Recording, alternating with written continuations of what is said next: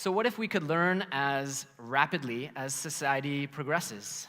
If we could, say, read a book or a new scientific publication over lunch and remember it with the same clarity that we remember our most vivid memories. Now, for me, learning has always been interesting. And by interesting, I mean absolutely frustrating. You see, growing up with ADD, or as I prefer to call it, the entrepreneur's disease, I struggled for most of my youth to sit still in an academic setting long enough to learn much of anything. And yes, that's me running out of the photo.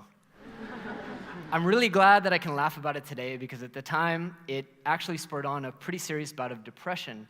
And I wasn't succeeding in school, and honestly, I felt completely stupid. And so it was at this point that I met what I would later come to call a SuperLearner by the name of Lev. Now, I realized that Lev was a little bit different when he and I began sharing common interests around the office. You see, whereas I would read and share maybe one article that I found interesting, Lev would read and share 10 in the span of 15 minutes. And he would do it with half a page of commentary for each article. After a very, very awkward conversation and prolific use of words like BS and that's impossible, I came to understand that Lev could actually read 2,000 words a minute, and his retention was around 90%. Now, I'd played around with speed reading, and so I was reading at a respectable 450 words a minute.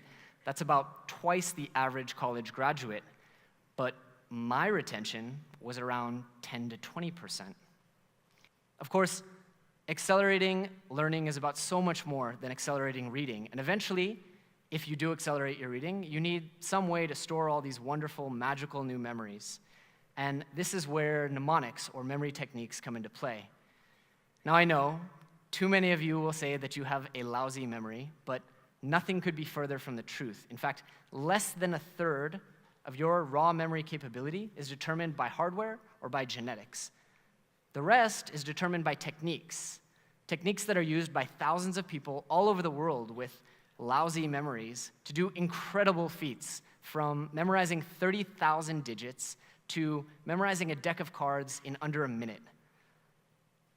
Now, you might not want to do that, but what if I told you that you and your children could use these exact same techniques to learn anything from multiplication tables all the way up to those types of career-impacting skills we mentioned before, like foreign languages or programming languages or the order of points in that talk you've been stressing about, the one where it would be really ironic if you forgot to say something.